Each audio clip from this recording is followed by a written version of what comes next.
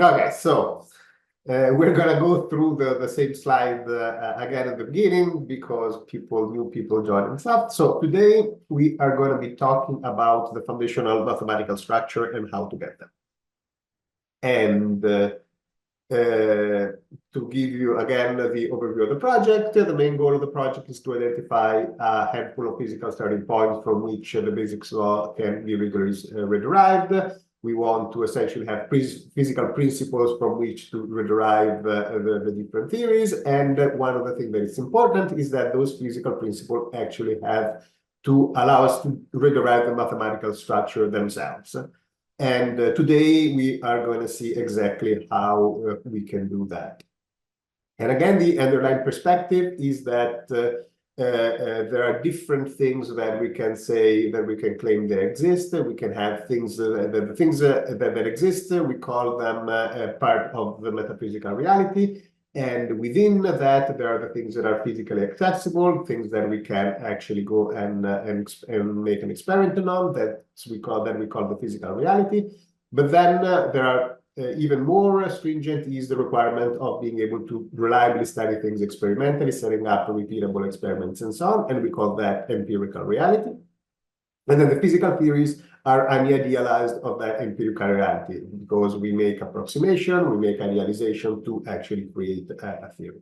And for us, it is important to understand what are the boundaries and the requirements that allow us to perform experiments and do science, and what are exactly these idealizations that we use to create the theory. And today we are really going to start seeing exactly how these idealization requirements become mathematical requirements to do to create physical theories.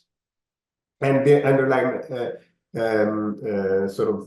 idea is that if we claim that the physics is about creating models of empirical reality, then of course the foundations of physics should be a theory of models of empirical reality. It should tell us how do we create these models, again, looking at the requirements and the assumption for each theory so that we can have a theory of theories. And this leads to a different approach to the foundations of physics. It's not about constructive interpretation. It's not going to finding a ultimate theory of everything. It's really finding general physical principle requirements so that we can have a theory about physical models.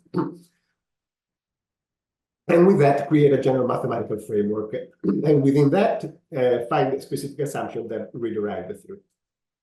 And we have two approaches to do that. One, oh my God, I'm already doing voice right now. It's not good. We have two approaches. One that starts from the current method we have in physical theories and looks for the concept, and then the other one that starts from scratch and rederive the mathematical structure. And today we're really going to talk about this part. So let's start right away, and we go to the most foundational structure that we have. So as we talked a little bit about yesterday, the first thing that we want to do is figure out how we can create a formal system for physics. And this is something that I didn't know how to do. I didn't think it was possible. And then after 10 years, it dawned on me that this actually can be done.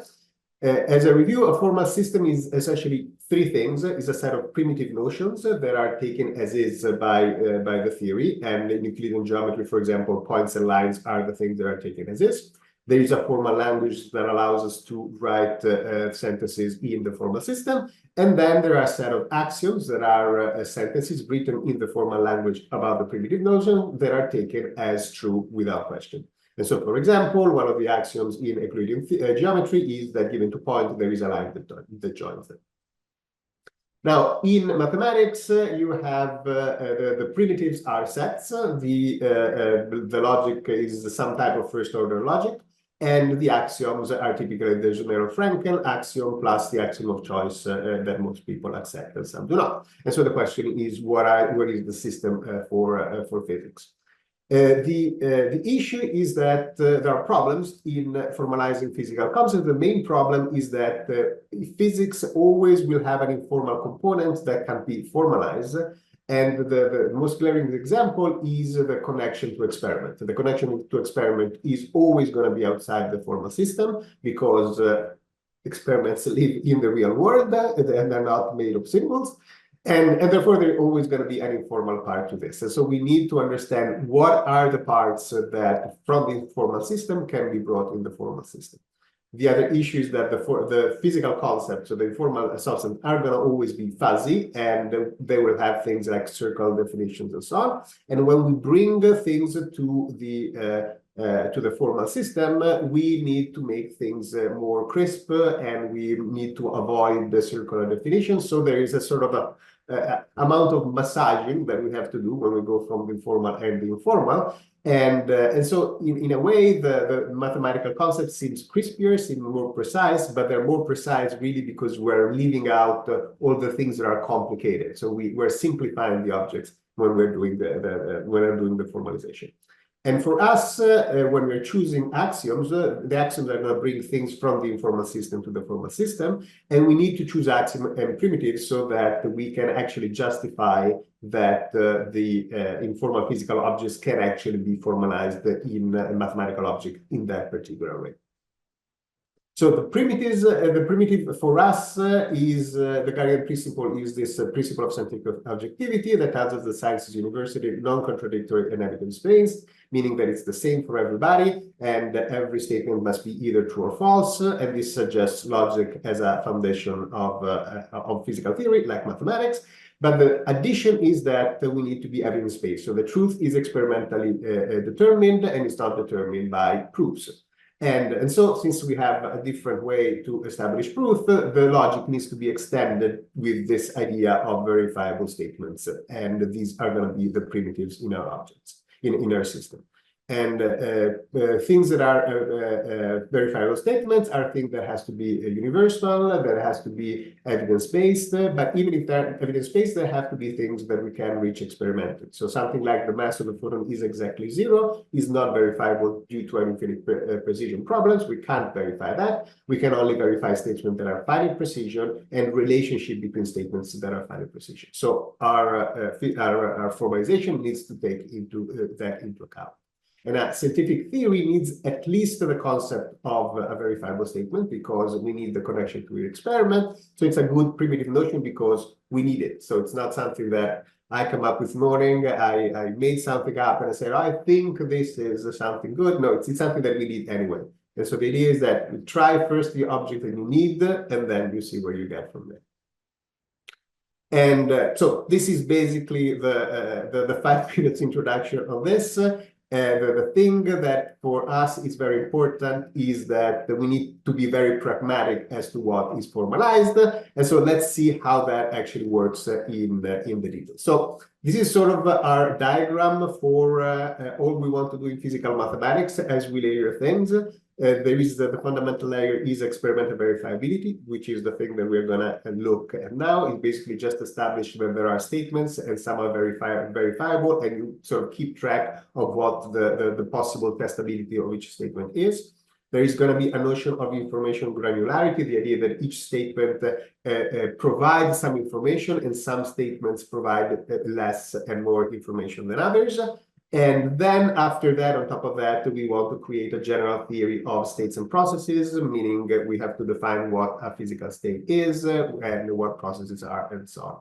This is the layer that is essentially, in a sense, done. Like it can always be improved, but the core elements are there and we get to the mathematical structure, which is what we're going to look at right now.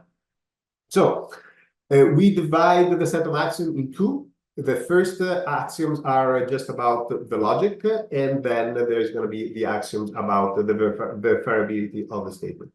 And the starting point that we do is going to be a little bit different than what people typically do in mathematical logic, because again, we don't want to create statements on which we create proofs and so on. We want to do something a little bit different, that it's the goal of it is that we can justify these axioms from again, the physical perspective. So let's go through these axioms in detail and see how we can get the construction so that you can really get a sense on how the mathematics works. So first of all, we say that there is a Boolean domain and that there is each Boolean, the Boolean domain has two possible elements, which is false or true. which mathematically, again, these are just symbols that don't mean absolutely anything, and for us, we know what they mean. Every axiom, as you see, it has two parts. One, it's an informal part, and here says the statement S is an assertion that is either true or false, and a logical context S is a collection of statements with well-defined logical relationship. Now, this is something that we can understand informally what it means. And formally, it's complete, not precise, as a mathematician would say. So we augment the axiom with a formal part that says, formally, a logical context S is a collection of elements called statements upon which is defined a truth function S to be. And as you see, the formal part says almost nothing. It basically says that there is a set, and there are these objects, and there is a map from these objects to the domain. And the idea is that following every axiom and definition that is defined like this, there's going to be a justification that takes the informal part and shows how the informal part is enough of a basis to make that argument that the formal part is it makes sense and it works. And so that's how it works. And so we have in physical mathematics, we distinguish between axioms and definitions. An axiom brings objects from the informal part to the formal part. So right now we had nothing in the formal part. So now we're bringing in the fact there is a logical context and that there are these elements in the context. And a definition instead is going to further specialize elements that we already have brought in the formal system, as we'll see. And the axiom and definitions are chosen so that they're easy to justify from the physics, not because mathematicians will like them or because they follow the cool trend and so on. No, it's just there so that the easiest thing that we can justify physically. And this makes it that sometimes if a mathematician looks at this and said, why are you defining it like this? Why are you defining it? Because I'm starting from the physics and not from the math. And again, as you saw before, physical objects are made mathematically precise by throwing out everything that can't be made precise.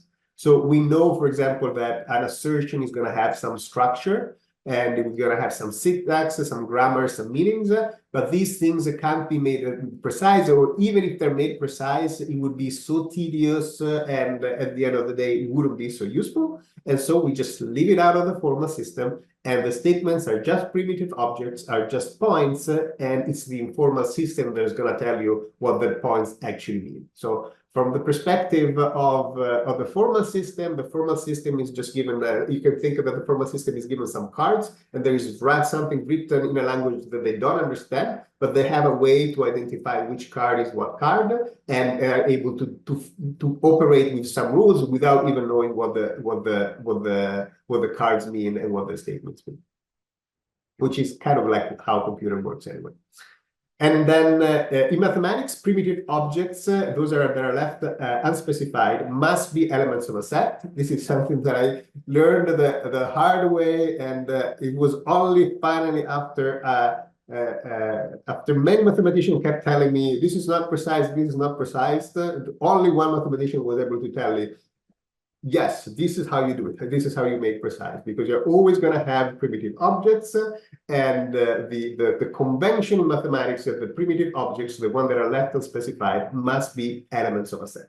And once I just rewrote things like that, that every mathematician was saying, this is very precise, which is absolutely incredible, but it's like that. It's the convention. So in this sense, the logical context actually two functions. In the formal system is the container for the primitive object, so that mathematicians are happy and say, oh yes, this is precise. And in the informal system is the thing that gives consistency, that gives the semantics to a group of statements. So it kind of works as both these functions. And this is kind of the things that I like to do when I construct the formal system. I try to be minimal so that I have sort of the same object that has multiple functions in this way. Okay, so a statement, it's important here that a statement here represents the assertion and not the sentence that declares the assertion. This is something that philosophers would argue about. And so the translation of a sentence into another language represents for us the same statement. So if you have the same sentence in English, Italian, or Chinese, it's the same assertion because it's stating the same thing. And for us, it's the same statement. In mathematical logic, for example, it would not be like that. The statement is the actual set of symbols concatenated in some way. And then you can have some equivalence between statements and so on. So things to keep clear. And technically, we only assume the existence of valid statements for doing science. Therefore, statements are also primitive in the informal system. But if they exist, they must follow the axiom that we're going to specify. So the idea is it's again, we are interested in this setting. We're only interested in the formal structure and what we're bringing in, not exactly what things are in the informal system. And so the existence of the formal function, the truth function, stems from the assumption of non-contradiction. Every statement must be either true or false, and for everybody. And so you can think really the context for now as a big table, where each column is a statement, and you have one row that is the truth. Okay, so now note that the semantic context constrains the possible combination of truth value. So for example, if I have three statements and I say that the first statement says that that animal is a cat, the second statement that that animal is a mammal, and the third statement that that animal is a bird, clearly this can't be all true at the same time.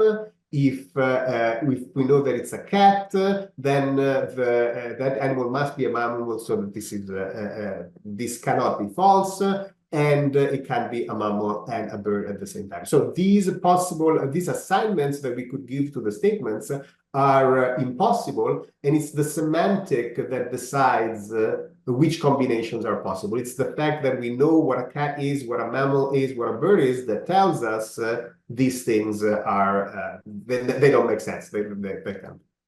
And so the only semantics that we are going to be capturing by the formal system is this set of possible combinations of truth value, right? So it's something that it's the semantics that tells us, and we can't really have a formal system know everything about the semantics, but we're going to impose that the formal system knows at least this bit. It knows which statements are, which assignments are possible and do make sense. So we have a second axiom, which we call axiom of possibility. And again, it's an axiom because we're bringing something in from the informal system to the formal system, because the semantics is in the informal system.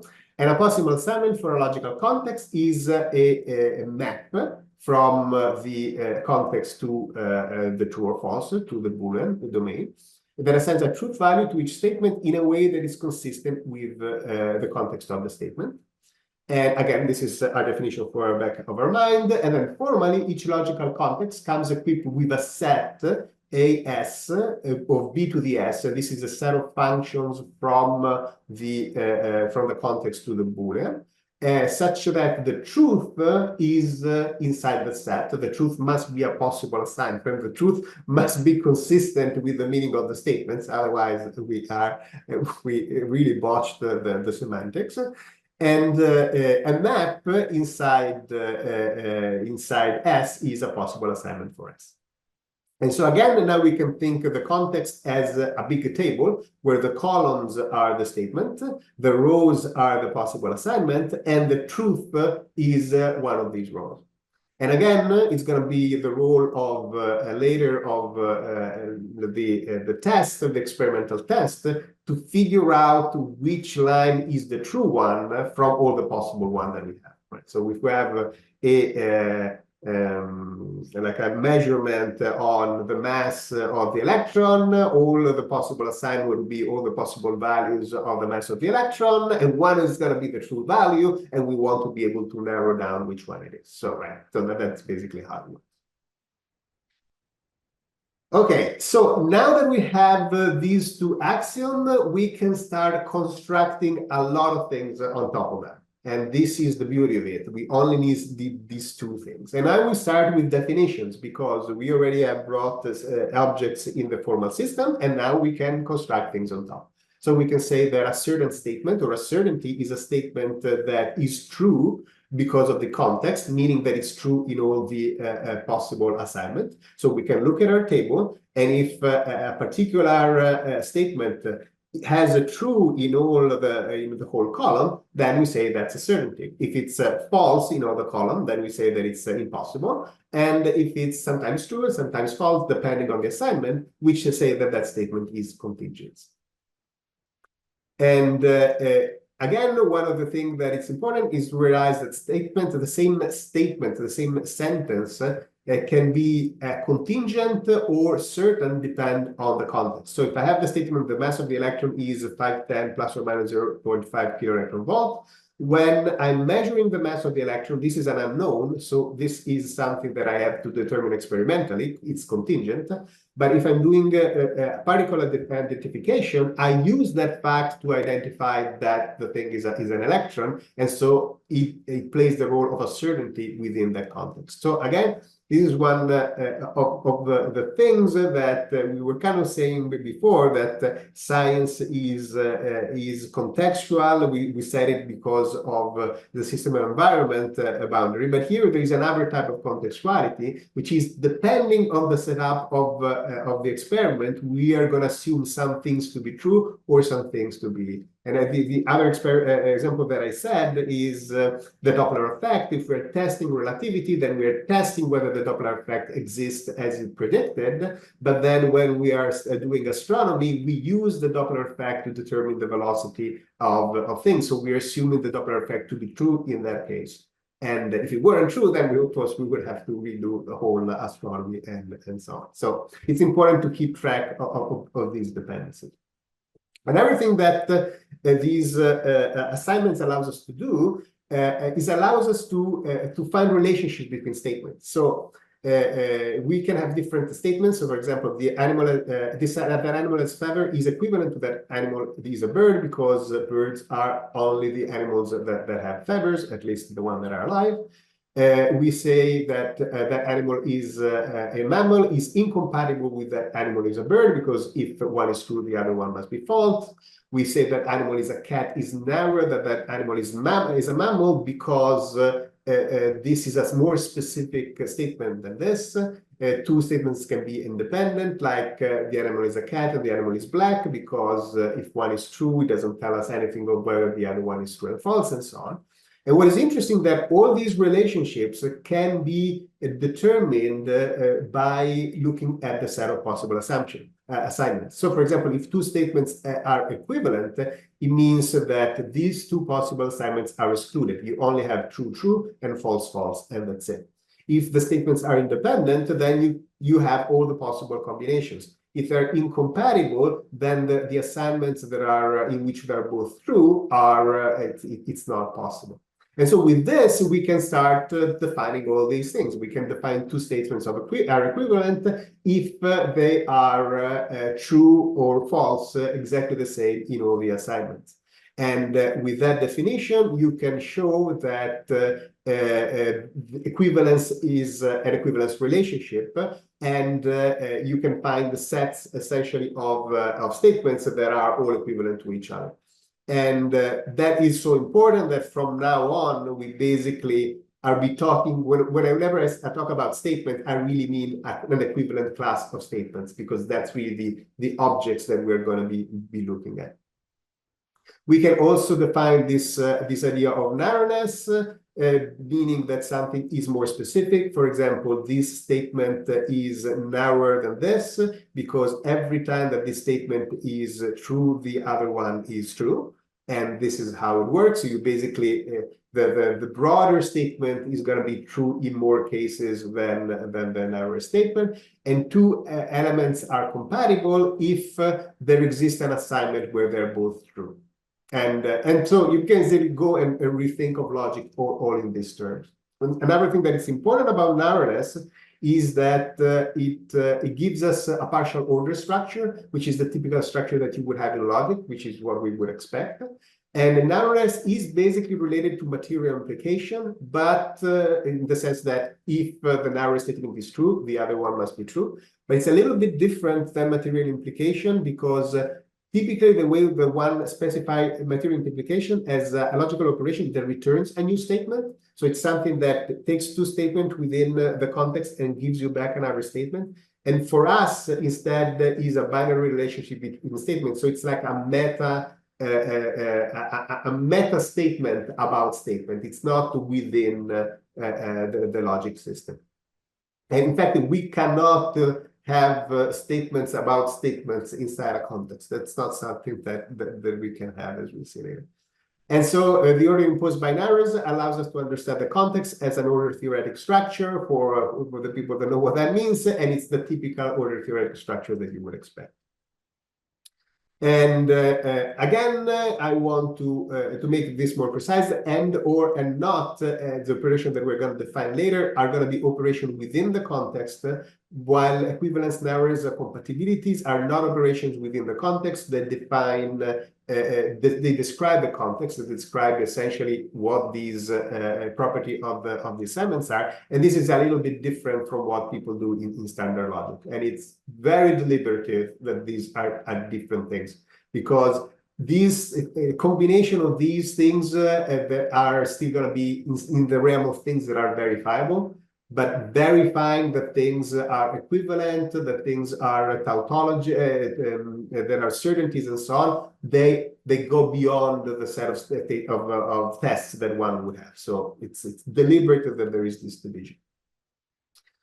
Now, another thing that we can start doing is realizing that we could have a set of statements and then a Boolean function that links another statements to the truth value of the previous statements. And if that can be done, we say that a statement depends on a set of statements. If we can find a Boolean function for which the output of that Boolean function is exactly the assignment in every possible assignment.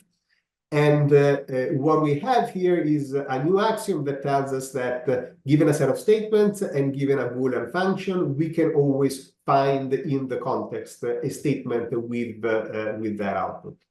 I'm not sure whether this needs to be an axiom. It most likely can be proven that the closures exist and it is unique. But since there are infinities involved, mathematicians are always, I don't know, I would have to look. So for now, it's an axiom. And if somebody knows better than me how to be sure about these things, then we can remove it. I always like to remove axioms, so it would be nice, but it's not so critical. So for now, I just leave it there. And with that axiom, then we can basically say whenever we have a function on Boolean, for each function of Boolean, we can now construct a function on the statement themselves. And so we can start defining essentially what we are interested in, like the negation of a statement, which is going to be the statement that gives you always the opposite, the truth value. You're going to be able to define an and you're going to be able to define an or in the typical sense. And once you have that, then we can finally show that a logical context S satisfies all these properties, and therefore it is a Boolean algebra, which is, again, what you would expect. And again, a mathematician would basically say, oh, why don't you just impose that I have a Boolean algebra? Well, the problem is that I would need to justify all these things, and it's tedious, and it doesn't really tell you what's going on. And with this other definition, instead, it's clear what we are capturing. It's just that table of possible assignments, and therefore we have.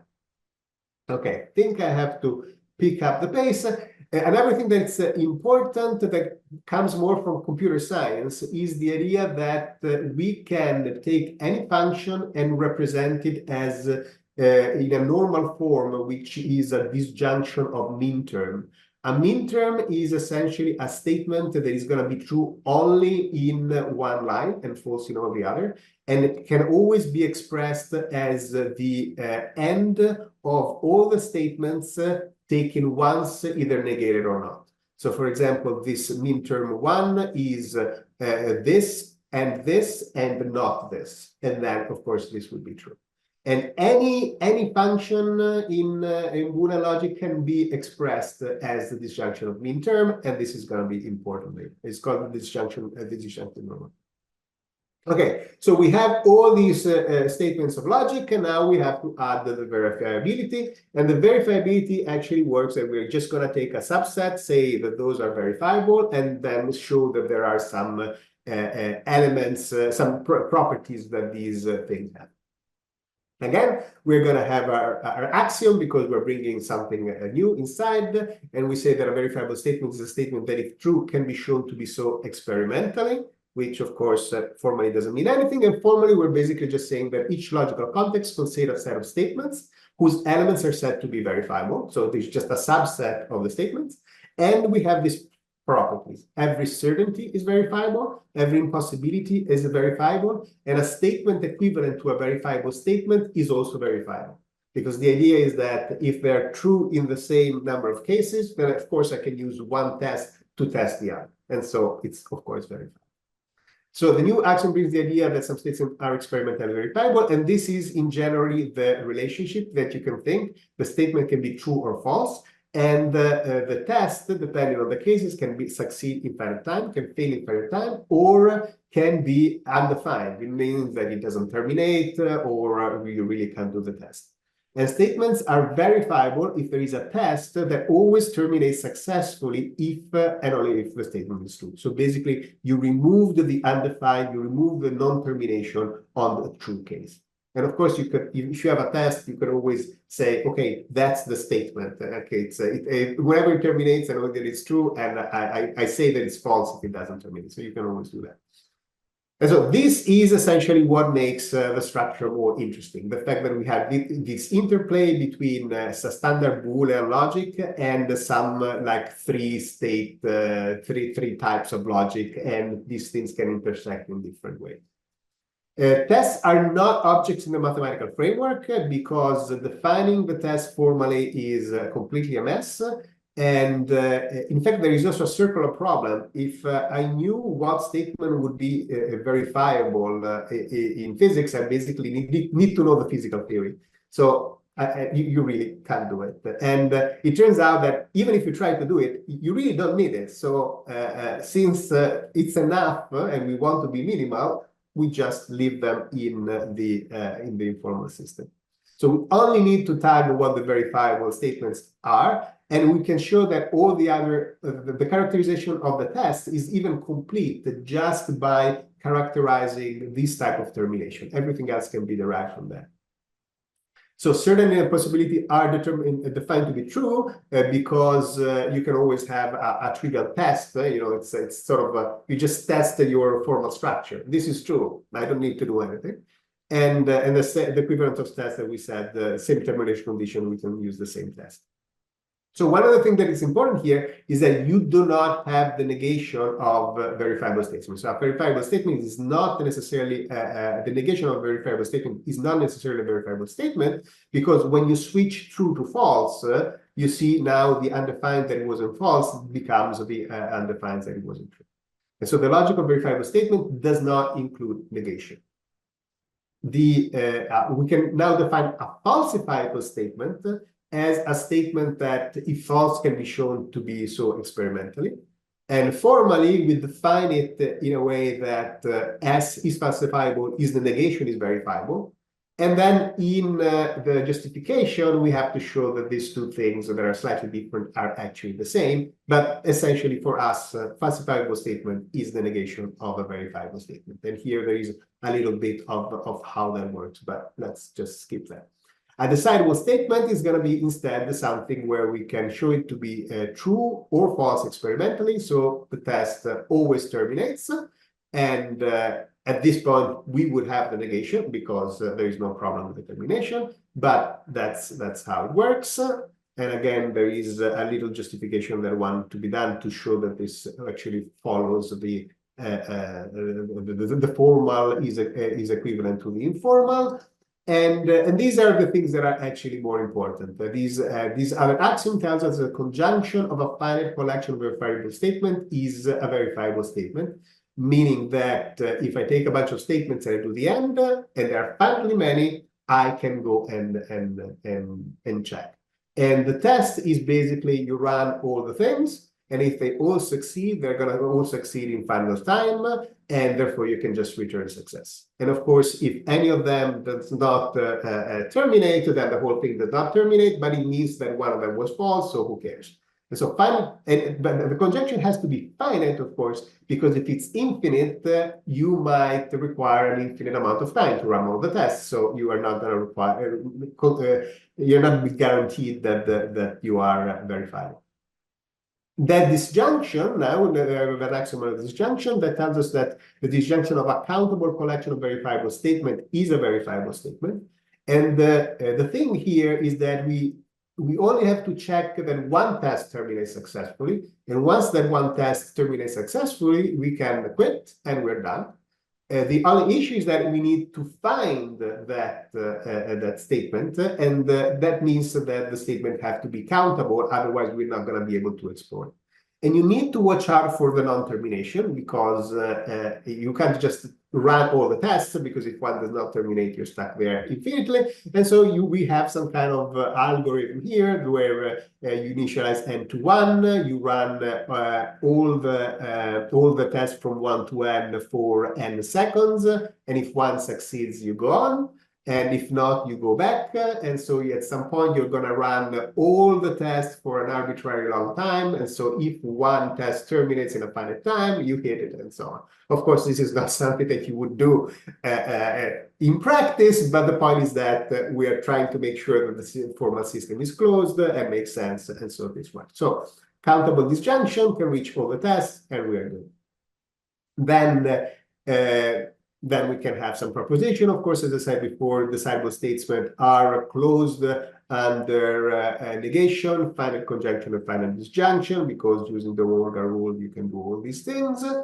And so that is basically the idea. So we have all these things characterized just by tagging, and we can essentially model procedure that outputs success or failure, and that may not terminate by having this structure. And now we need what we are going to show here is that these definitions are going to lead necessarily to topologies and sigma algebra as characterizing the logic of experimental verifiability. So I hope you guys know what topologies and sigma algebras are, because otherwise this would be very mysterious. I will go a little bit, I will talk a little bit how it works, but the first thing that we have to do is define what are the objects that we're talking about. And so the question here is, what is the largest set of verifiable statements that it makes sense to consider?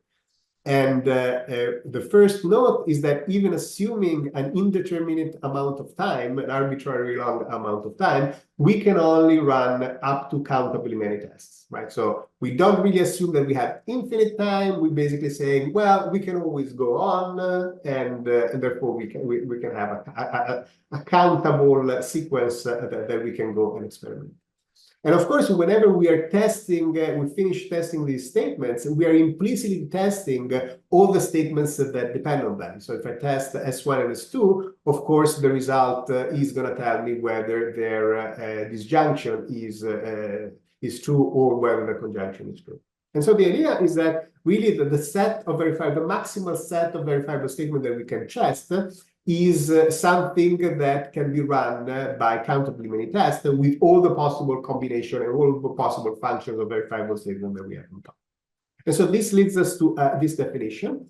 First of all, we define a basis of a set of verifiable statement as a set from which all the other elements can be reached through finite conjunction and countable conjunction, meaning that if I test the basis, I'm testing all the elements of D. So I don't have to test all the things. I need only to test the basis. And then we define an experimental domain as something that has includes the certainty, the impossibilities, because those are for free anyway, and then a set of verifiable statements that can be generated by a countable basis.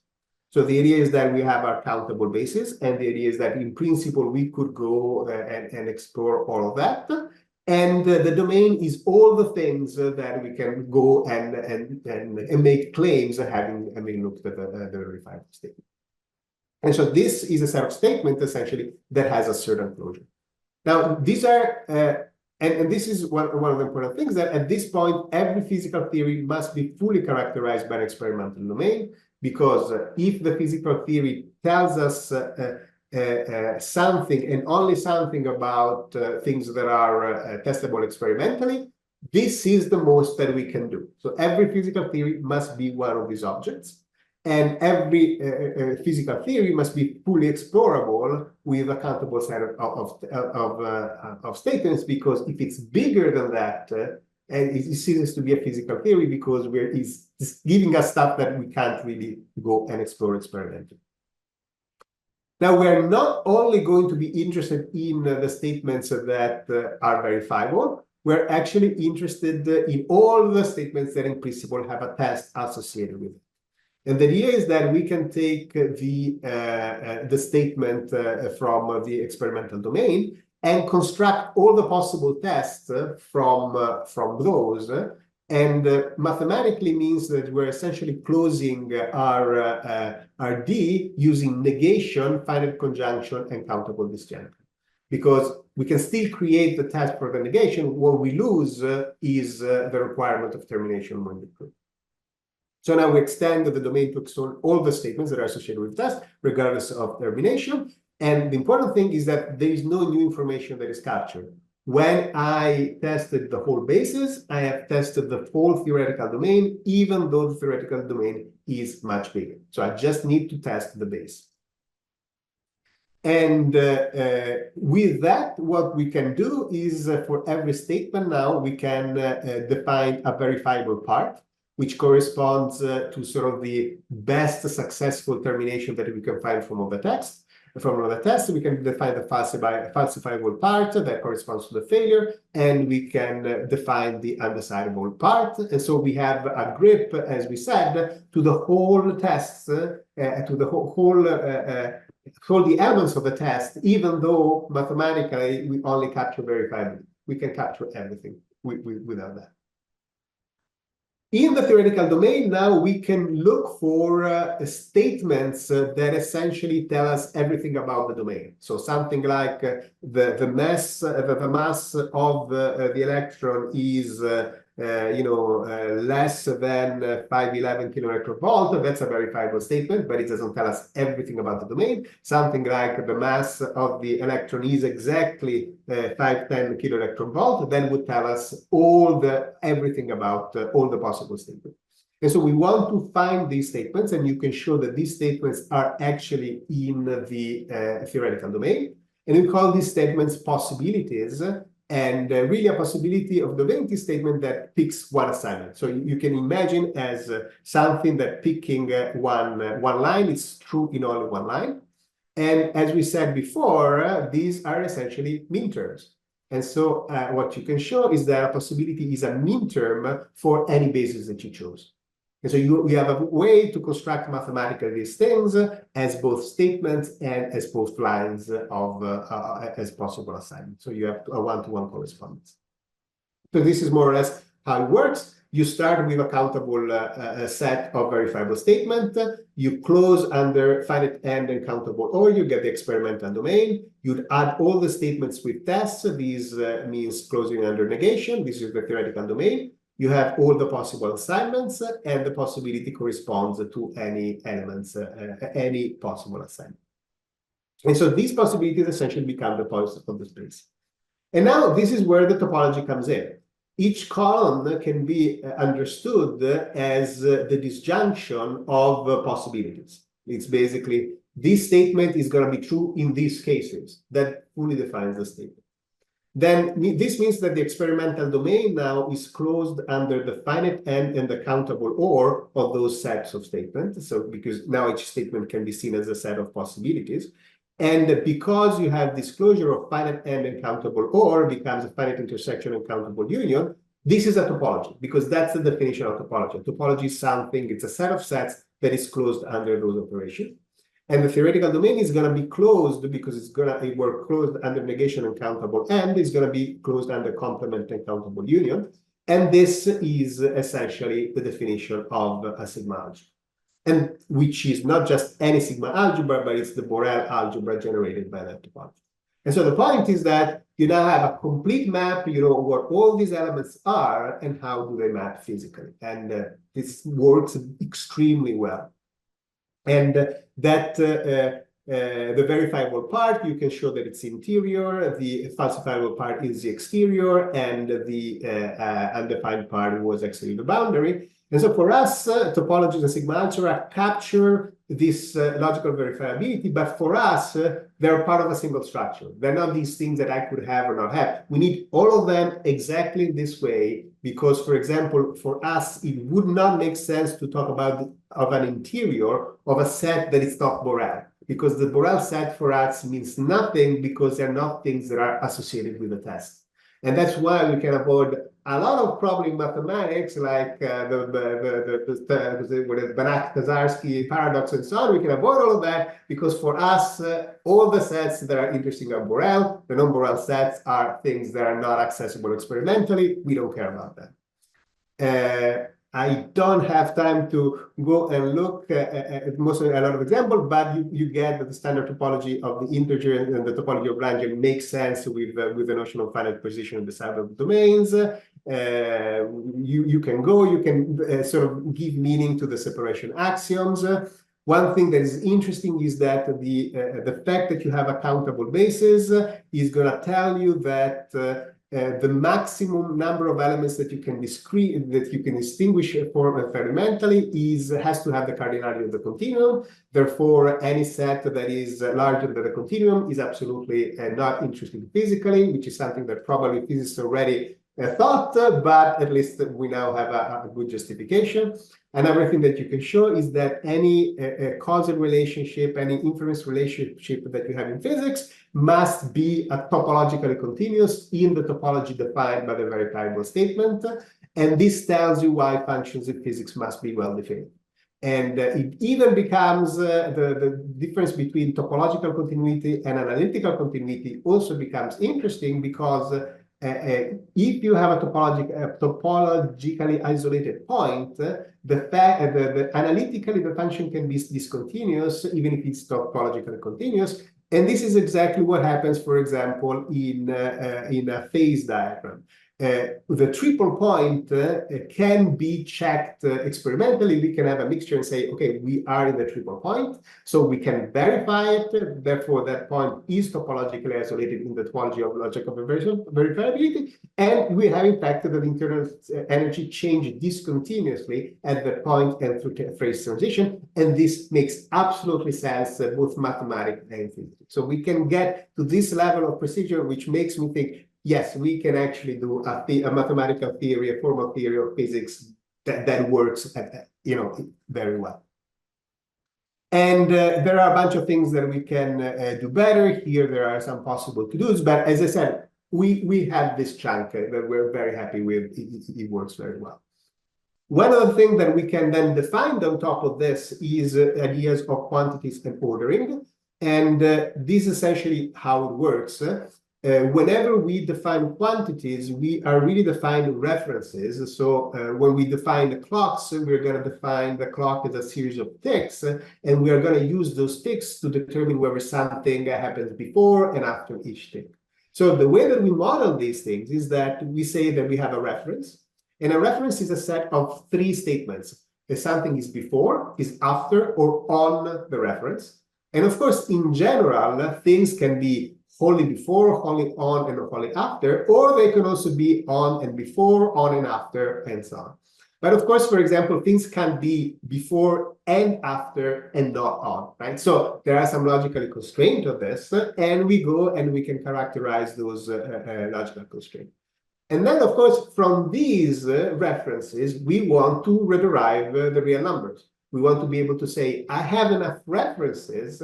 What are the conditions on the references that I must have to reconstruct the real numbers? And what happens, what we find is that actually the thing that is hard to get is the linear order, is the fact that these references are finding the possibilities that they generate is a set of points that are all ordered for each other. And once you have the order, it's very easy to get to the real number or to the integers just by requiring the ordering to be dense, meaning that I can always stick a reference between two, or that it's sparse, that at some point I find some references that touch and there is nothing in the middle.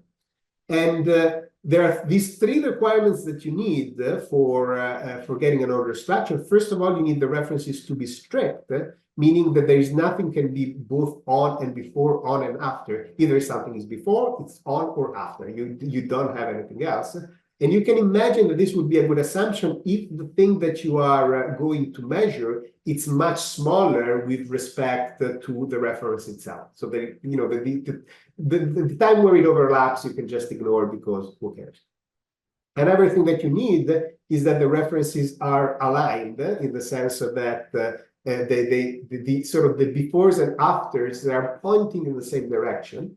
And what is interesting here is that this alignment is fully defined in terms of narrowness, is defined in terms of implication. So these are aligned because B implies B1 is narrower than B2, that is narrower than not A1, and that is narrower to not A2. So you can fully determine the sort of the ordering in terms of narrowness. So the order structure of the statement is going to become the order structure of the points, which is, I find, very, very interesting. And then the other thing that you need to do to be able to have a full linear order is you need some, so we call, the references have to be refinable. In the sense that if you have references that overlap, or if I have references that are far apart, you can always fill the gaps. You can always put a reference in the middle, or you can always put find a final reference that refines when the things are overlapping.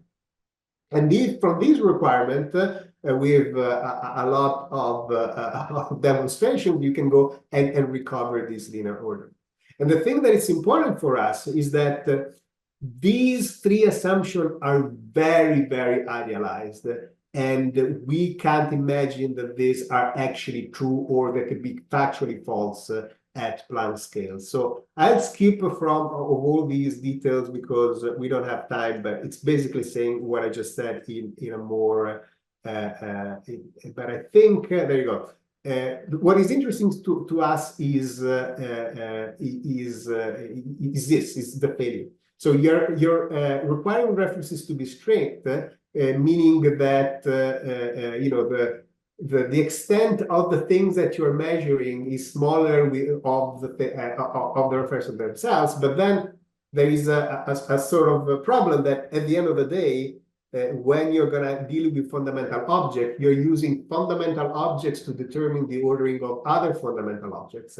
So you can't say that one is smaller than the other, and so they're all comparable, and so you can't really say that you have strict references. So that's already a problem.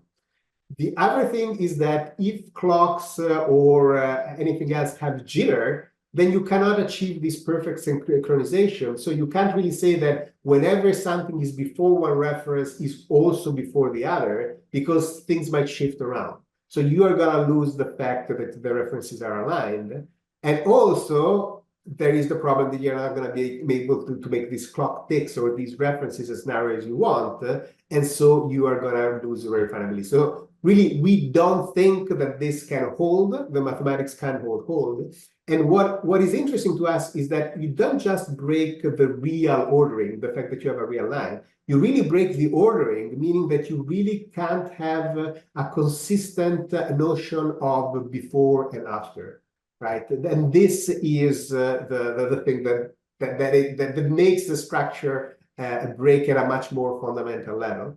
And so the idea for us is that understanding the space-time, you know, what the space-time structure in that case should be, would really be the questioning: how do we define even space and time based with this, since we have these problems, and what type of topological structure would be these arise? There would be something that for us, if this makes sense, would have be significantly different to the mathematics that we have here.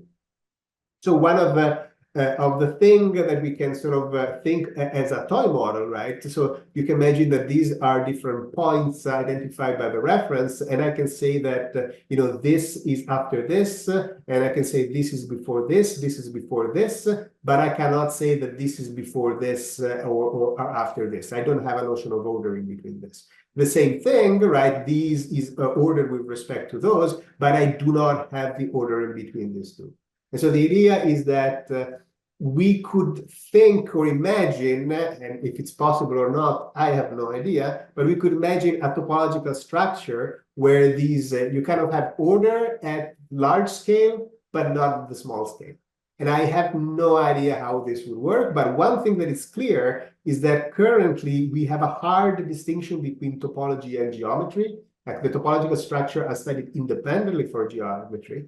And we need something that actually puts the two things together, because what we are saying is that as we scale down, the topology must change. And that's exactly what the real numbers don't do. The topology of the real number, as you shrink in, it's always the same topology.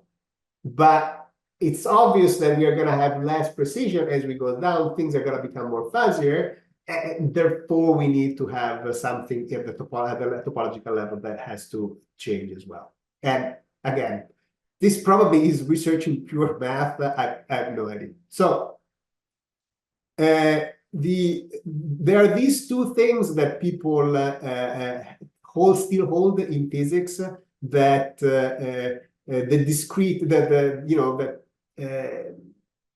you go to the Planck scale, things become discrete, and that the continuum is just a discrete with more points. So these are still things that are extremely common in physics, and they just don't work like that. The topology does not work like that. The math don't work like that. This is one of those cases in which mathematics in the last, I don't know, 100, 150 years went ahead with these concepts and understood that better. And I feel that in physics, we're still using ideas from the 1800s or before, and they just are the wrong concept.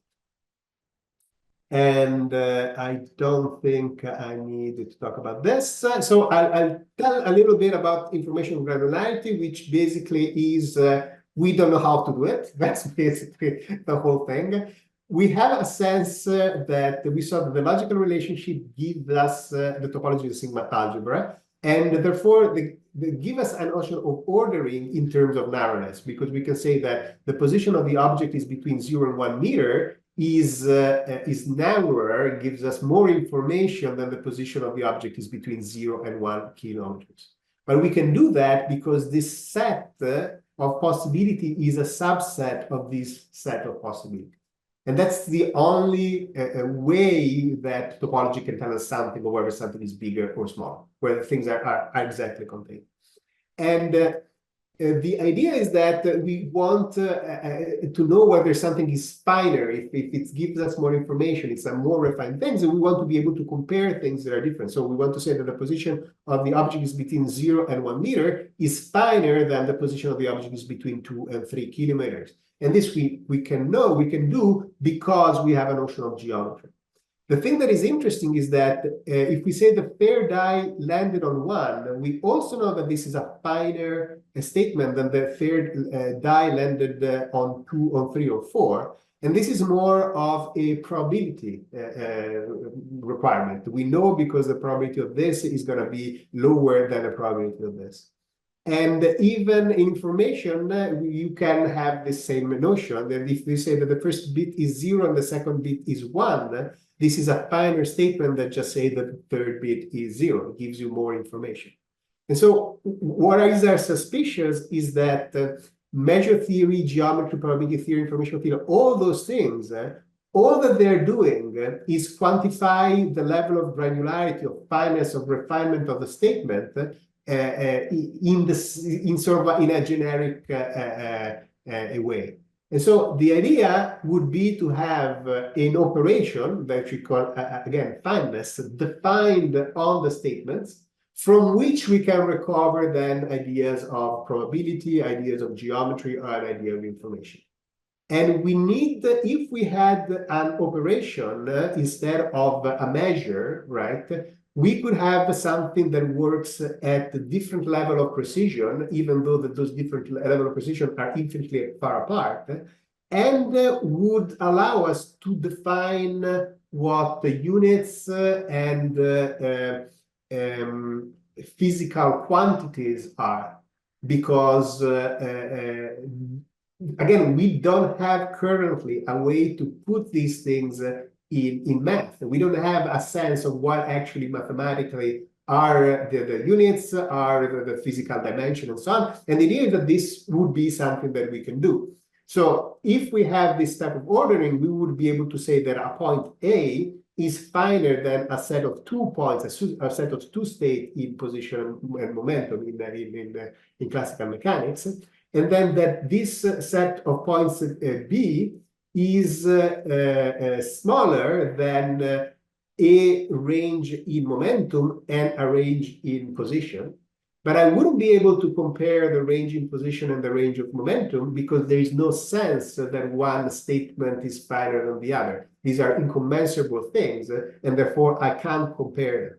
But then when I make an area, I can say that the area is bigger, is coarser than the statement that are C and D. And so the idea is that having a single partial order would allow to define different than ordering subspaces that would map to the different physical dimensions. And then you would pick a statement and you would find some sort of measure created by the statements that is consistent with that ordering. And then you would be able to say, if I'm looking at lines, then of course the a range is in position, then areas in phase space are infinitely big, points in phase space are infinitely small, therefore they're 0, and ranges in momentum would not be comparable. They're not part of this sigma algebra that I'm using on defined dimension. So this is all highly speculative. We have some bits and pieces done. But we don't know how to create a full theory about this. This is really a part that we don't know how to do. But in principle, there should be something away. So the point is that we have a fundamentally run for the topological structure that comes from the notion of experimental variability, and this is still well developed, but there are still some pieces that can be extended. And there is this layer to describe more quantitative elements that is still to be understood. We don't know what the pieces are. And that's it. So we can open it up to questions.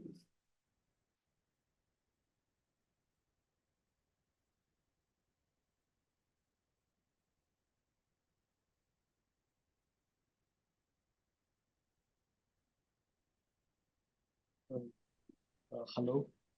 So I in general just have something to. Do you mind elaborate how exactly that when you mentioned a topologically continuous function can be discontinuous at an isolated point, how exactly is that a reflection of the topology of verifiable statements and the importance of it? Okay, so do you know the difference between, well, I should tell you in case there are people around. So in topology, you define functions to be continuous if the reverse image of an open set is an open set. So if I take an open interval here and I map it, this would map to an open interval here. And the function is topologically continuous. Now, what happens here is if I take an open interval, right? Then this would map to this single value, right? And then what would happen is that I would have a single isolated point. So if the topology of this line is just the topology of the real line, then this function would not be continuous. Like Right. And the thing is that for us, a set is open. And not because it's an open interval, but because it corresponds to a statement that we can verify in practice. So if I just take a single point in the diagram, like a point here, for example, I cannot verify that I'm exactly at, -9 temperature and whatever pressure it was. I can't verify that infinitely precise. So those points are not going to be open sets if I take any point. But if I take the triple point is special because I can prepare a mixture that is an equilibrium of a solid, liquid, and gas.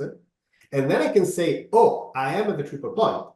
Now, I don't know exactly what the temperature and pressure is, but I know that I am at the triple point. In fact, that's why the triple point for a long time was defined to be the zero of temperature.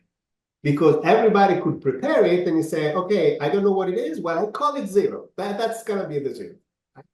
And now we have things that we can do better than that. But that kind of was the point. So you can know that you are there. And so the triple point as a point is an open set. And so it's an isolated point. And so now if I make an open map here, an open interval here, it's going to map to the point. Well, that's fine because that's now an open set. I see. That makes sense. That makes sense. Like going from the topological definition of continuous. Right. Right. Yeah. And it was a surprise, an amazing confirmation to me that that actually was something that actually works. It's like it's kind of like scary, too precise that it works. But I like it so. Okay, then another question. Is the cardinality of the theoretical domain also limited to that of the real numbers?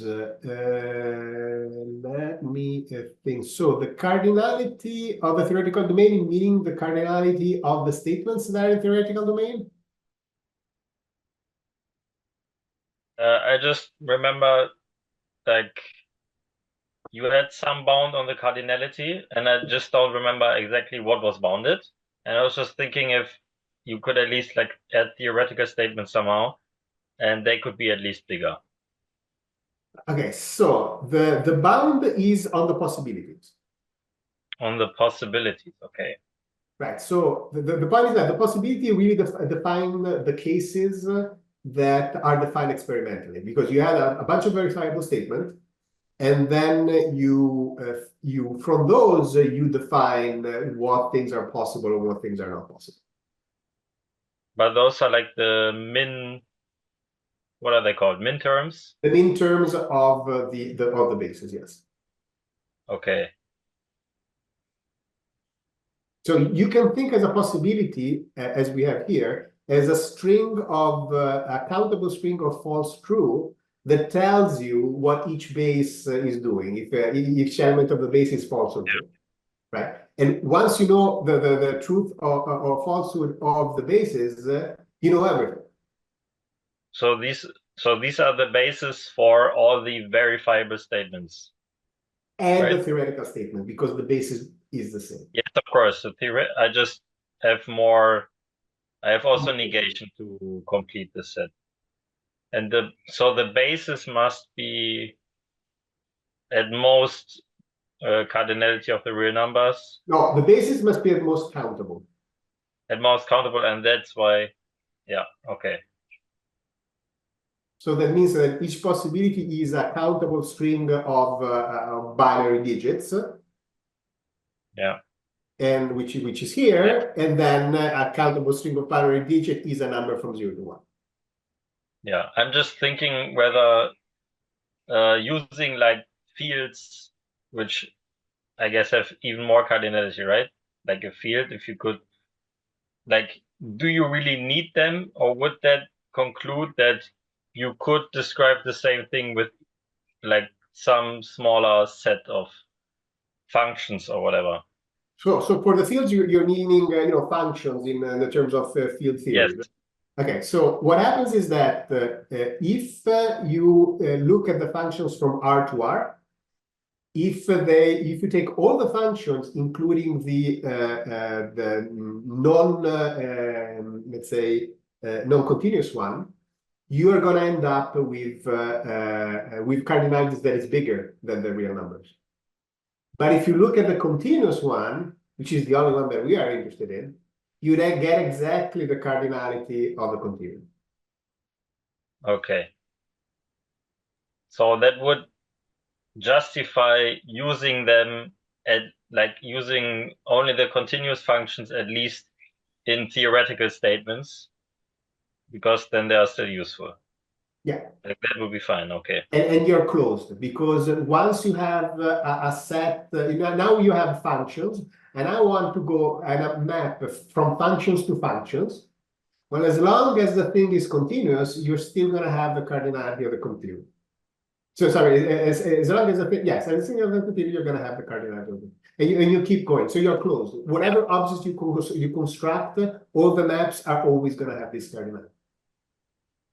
So of course you're gonna want to still talk about step function and stuff like that, and you can think it as idealization, but then you can always as I said, like you can also always do this trick where as long as your discontinuity are countably many, you can still pretend, oh, I have a topologically isolated point or a topologically isolated region there.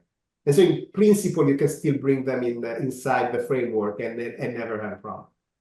What you're going to lose are things like the function that it's 0 for the rationals and 1 for the irrational. Yeah. But who cares? Like that's, yeah. So then the bottom line is definitely not continuous. So. the bottom line is that the cardinality of the reals, the cardinality of the continuum is the maximum cardinality of interest for physics, for science. And so we're not interested in the epsilon numbers, if you know what the epsilon numbers are, for example. Like the hyperreals? No, it's like, so you take countable infinity, and you can make countable infinity to countable infinity, right? Because you make a map from the countable infinity to countable infinity. And then, of course, you can make countable infinity to countable infinity to countable infinity, right? And then you can make countable to countable to countable, and you can make it countably many times. So you can make countable infinity to the countable infinity countably many times. That's the first epsilon number. Yeah, we're not interested in that. It's the stuff that they do in set theory. Like in set theory, you go and you look at all the hierarchy of infinity, both in terms of cardinal infinity and the one for order, which are I don't remember the word right now, but you have these ordinal numbers. The ordinal numbers. Yeah. And then you have the Aleph and the Beth and all these things. So we stop very before that, but the continuum hypothesis is something that might be interesting, because the continuum hypothesis is something between the cardinality of a continuum and countable. And so that's something that potentially is interesting for us. In fact, oftentimes I went, so there is this technique called the forcing that they use in set theory to construct a set that has cardinality in between. And I've always tried to understand what is it that we're doing to see if there is something useful, but it's one of those constructions that are very mathematically complicated, where you construct something on top of something on top of something and so on. I at the third step, I've already lost, and there are like 7. So again, if somebody would know about those things more in detail that I could talk to, it would be nice to go and have a conversation, but I don't know.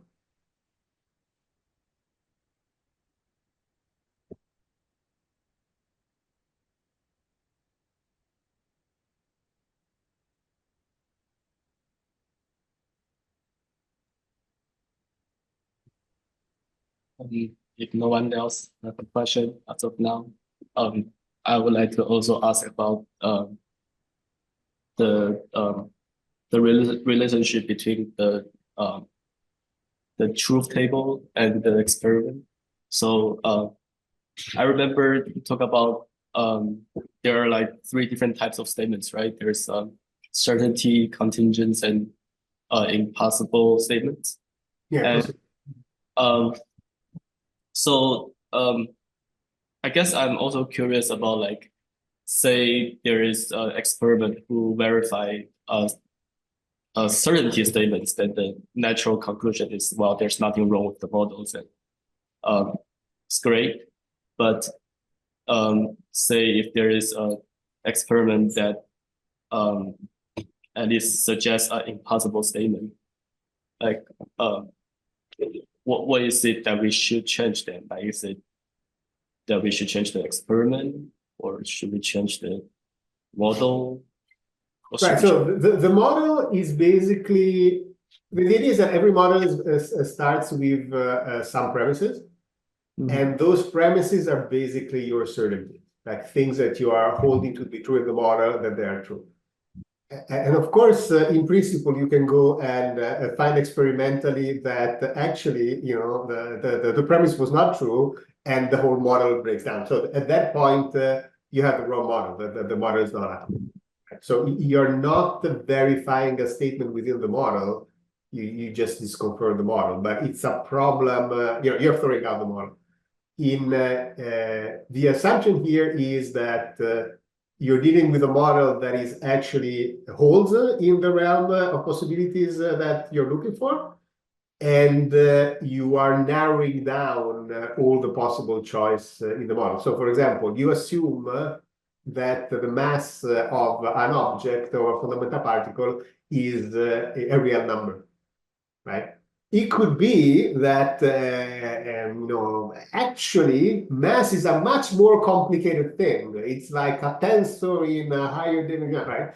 And then at some point you say, oh, okay, well, I have to throw out the model and redo it completely, right?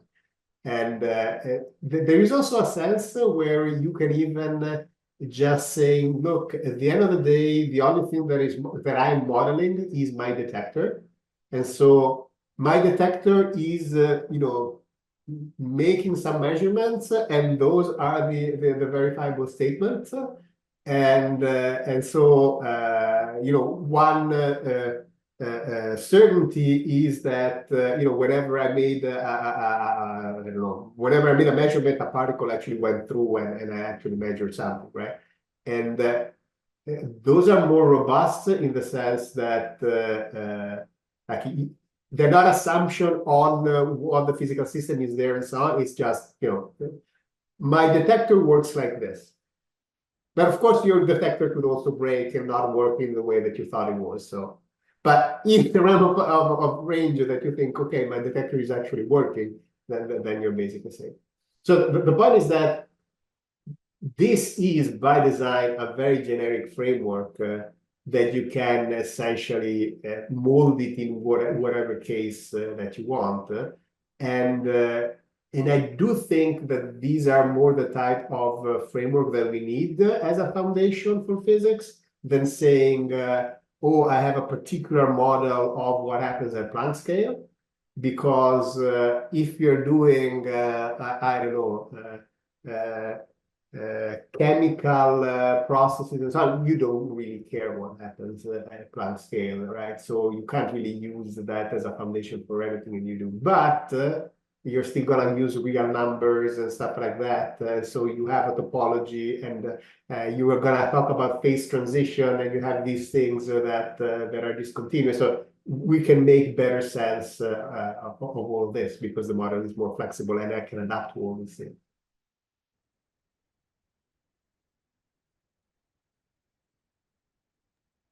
I just remembered another thing. So you also, I think you even wrote a paper about the Hilbert space containing unphysical states, like that is also too big. But if I remember correctly, Hilbert space also has a separate basis in another sense, like in the vector space sense. Is this related to your argument about cardinality, or is it a separate argument? Does the separability even map onto another? I don't know. So the argument that the Hilbert space must be separatal is the same argument, because otherwise it's too big. And there are people that do very silly things with Hilbert spaces when you go to infinite dimensionality, that they go and look at non-separable Hilbert spaces. There is no physics there. So, but that's not the issue of the Hilbert space not being good. The Hilbert space, the issue of Hilbert spaces not being good is not about countability. It's so you might know that all separable Hilbert spaces are the same space. Okay, So the space, the Hilbert space for a single particle is the same as the Hilbert space of 3 billion particles. Meaning that you can make a unitary transformation and you can map the information content of 3 billion particles in one particle. That doesn't seem right. And then there is the issue of the closure. So the closure, which is the thing that I say in the paper, is that the infinities are there in the Hilbert space. So you have states, pure states, for which the expectation of position or momentum or whatever is literally either not defined or infinite. And the worst of this is that you can have a unitary transformation from one thing to the other. So this is what we show in the paper, that you can have a coordinate change that maps a finite thing to an infinite thing. And you can even make it oscillate so that you can go in finite time from finite to infinite and finite to infinite and finite to infinite. Now, clearly, and I don't know, we were still not able to publish that paper because somehow the people that were reviewing said, it's fine. And I don't understand how you can think that that's fine. Okay. But it's a separate problem, right? Yes. And so the issue there is similar to other things that you also have in classical probability theory and so on. But it's a separate problem because it's at the geometrical level, right? It's at the quantifying things. It's not a topology problem, a topological problem. But it's a topological problem in the sense of limits. There are too many limits. You're assuming that all these limits exist, and you have no basis to say that these limits exist. And the limits are essentially, all the limits are topological objects. Okay, yeah, of course. But you cannot make a smaller basis, right? Either it's countable or it's finite. And you don't want to take a finite basis, right? So correct. Finite basis, everything is fine. Yeah, because okay. you can construct things that are infinite. And the issue is that you basically, because you want your math to be convenient, you take the closure that you have in finite elements for the limits and you apply it to the infinite case. And it's just too much. It's just that. You shouldn't be taking that closure. That's it. And of course, you're always closed. The closed all the when you're finite, you have all the limits. It's not a problem. And so it's kind of, I don't know, it's mathematicians defining things for their own convenience because it's useful to have those limits to do something, right? Because you can prove all these theorems, great. But the issue is that we physicists should really think about which spaces are not, and physicists don't. They don't think about that. That's really the problem. And so when we review the paper is a mathematician that for him is fine that we have measurements that are infinite because it's statistics anyway. So who cares? Like a vague argument like that. Because of course, making something that is infinite energy as an expectation value, right? It's fine. Right? I don't understand what would happen in gravitation. Like whatever. There's so many things that are obviously wrong physically that even trying to spell it out, how can you even communicate that this does not make sense? I don't know. Anyway, but it's a separate problem. It's more on the upper level. It's a problem of dealing with infinity as well, and we don't have physically a good way to characterize. This is part of the different problem is whether we need the axiom of choice or not.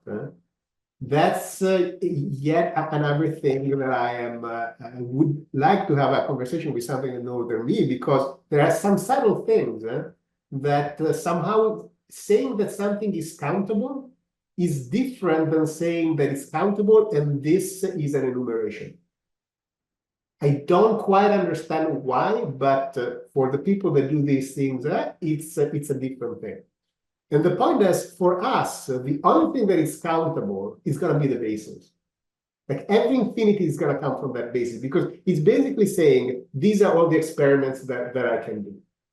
And I can imagine that I can make an argument that, well, if I have countable basis for my experiment, I have to know how to construct it. So I have a way to enumerate those things, because otherwise, how am I going to do that? So it could be that for us, we say not only we have a countable basis, but we have an enumeration for it.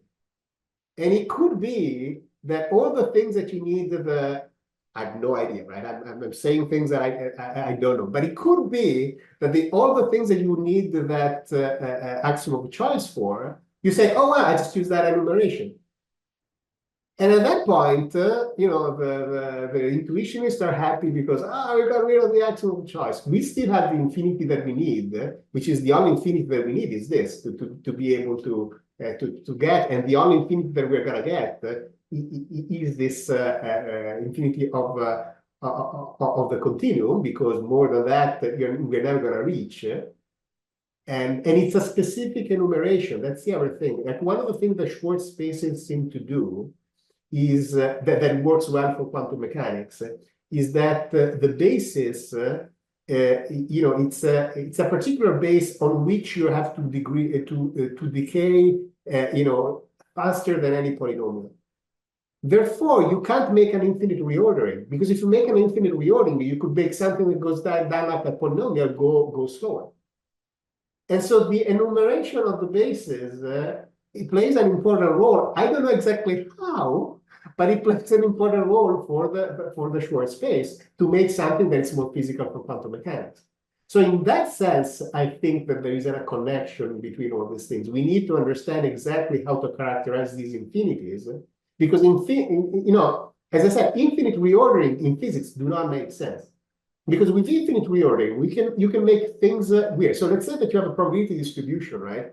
That it's 50%. So it's one, you know, it's a string of 1 0 1 0 1 0 1 0. Right? You make an infinite reordering and you make 1 1 0 1 1 0 1 1 0, right? And now suddenly it's not 50% probability anymore. It's 2/3 1 and 1. Of course, it doesn't make sense. So infinite reorderings in physics do not really make sense. And the Hilbert space allows you to make this infinite reordering, because you're just reordering the basics. Who cares, a unitary transformation? And I think it's really the type of thing that the people that don't like the axiom of choice would say, well, you can't even write down an infinite reordering like that makes sense, blah, blah, blah, I don't know, whatever, but maybe you can. But the point is that in the issue of infinity, you have in mathematics, the one basically say, oh, all infinities are fine, we have the axiom of choice, you can do whatever you want. And then you have the ones that are the intuitionists that said, no, infinity does not exist, we have everything, you know, highly computable, blah, blah, blah. So, and in fact, intuitionists, they don't want the real number. And in physics, I want the real number. I'm sorry. It's too much to get rid of the real number. So I think we need something in between. And I don't know, like we need to do it. So. We take a brief break before. Okay, let's take a brief break and reconvene in a couple of minutes.